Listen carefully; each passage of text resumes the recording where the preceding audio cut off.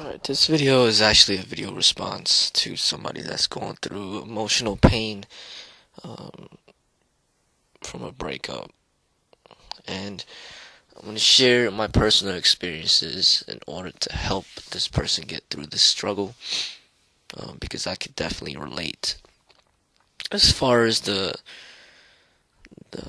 the statement that this person made saying that life seems meaningless at this moment.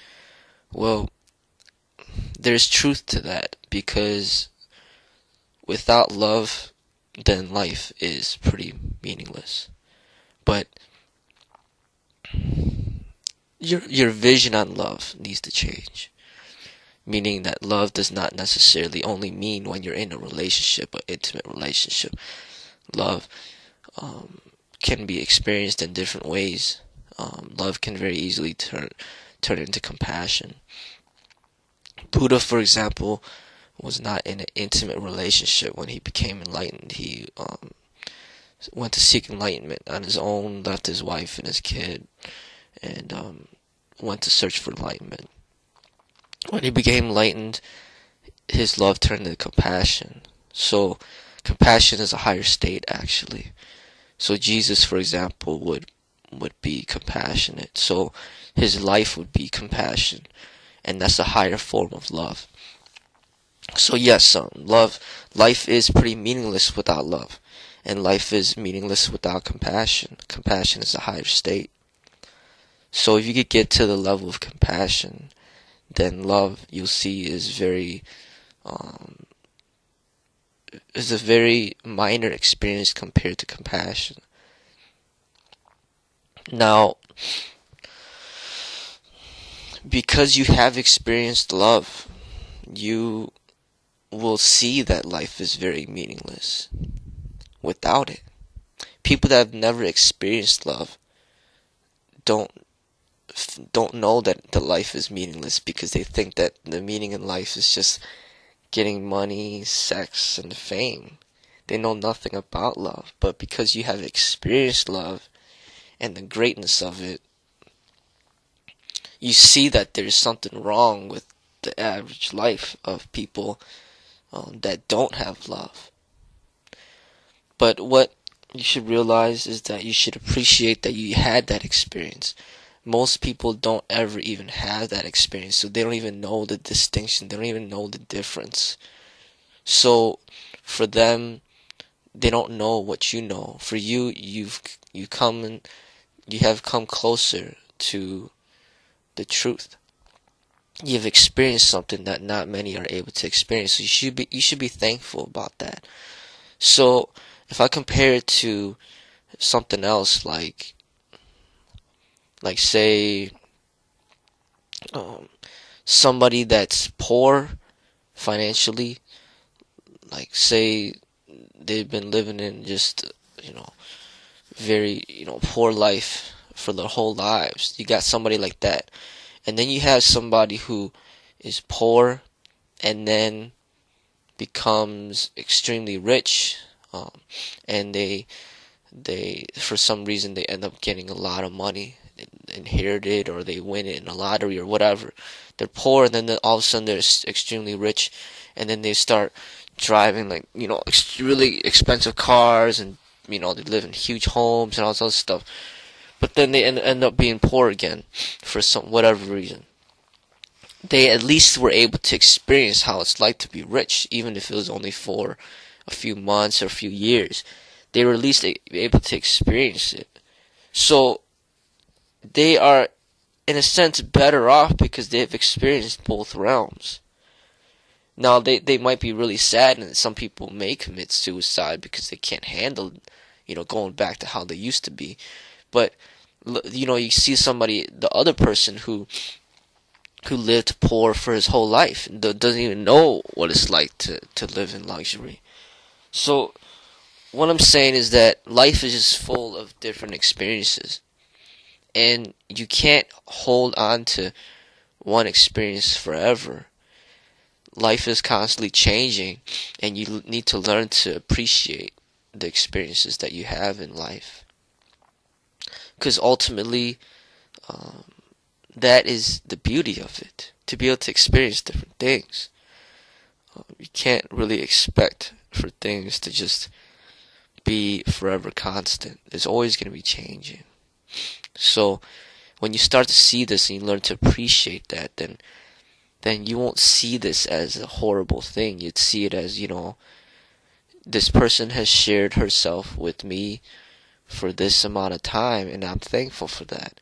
She didn't even have to do that. So it's kind of like somebody who lives in a certain state for 20 years, and then finally he has enough money to go travel to another country for a year, and then they come back. It's like, okay, they can enjoy that time at another country, but they don't have to be depressed and sad and suicidal because they had to come back because they got to go back to work or whatever. It's just they should be thankful that they had the opportunity to go away for a year. It's kind of like that. You had the opportunity to be in love and have a great relationship with somebody. You should appreciate that. So what you could another way to see it is also really that it's not really all in your control, because not everything in life is under your control. Things, there's a lot of things in life that are out of your control. You can't control it. So you see, I don't know what you believe in, but if you believe in God, then you could see that God plays a part in your life. And really, you have to really learn to see that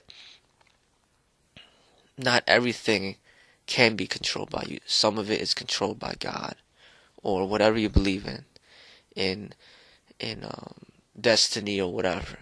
Where something like the weather, you can't control that. So you don't have to adapt to the weather. So you see the weather, if it's raining, then you might bring an umbrella. If it's snowing, then you're gonna dress more warm. If it's really hot, then you're gonna dress, you're gonna not wear as many clothes. So you're gonna adapt to the weather. So with this, you can't see, this is another human being. They have the freedom of choice. So they have the choice to be with you or not. You can't fully control their decisions. Now, if they decide to be with you, then you can find happiness in the relationship. But if they decide not to be with you, then you can find happiness in your freedom. So either way, you should be able to find happiness. If you can't find happiness in either way, then there's something that you have to work out from within to develop yourself to be a better person, and to have more positive energy within you. So then you don't have to be dependent on other people for positive energy. If you're able to build up that positive energy within you, and it's a real positive energy, meaning that you're completely happy being single or in a relationship regardless, then you'll always attract people towards you. Because people are attracted to that positive energy. Alright, so when I talk about my own personal experiences to help you get through this situation, I've been through many heartbreaks in my life. It's just because I'm deep, and there's not a lot of people out there that's deep. When I say deep, I'm really real when I'm in a relationship. Like, I give my all and stuff like that. I don't play games like most people. So I've always dealt with relationships from a mature perspective. Meaning I'm really, even at the age of 13, I was ready to, take it all the way. Meaning, I was, ready to just commit most of my life to somebody if it was the right person. I was just very deep. So everybody that I encountered, every female, they weren't ready for that, obviously. They want to play games. They just want to date around. They might date just to get popular, or date just